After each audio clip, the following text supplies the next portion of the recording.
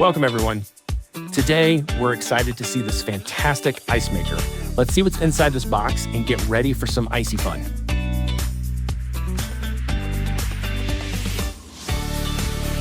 First up, check if the box looks good. Open it up and take a look at your new ice maker. If you spot any damage, don't panic. Just reach out to customer service using the info in the manual. They're ready to help.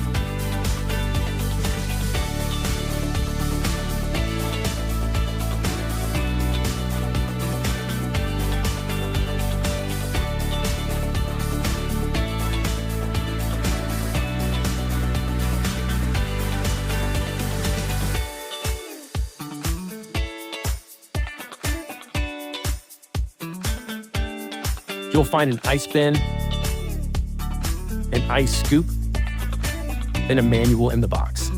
If anything's missing or you need more later, just hit up customer service,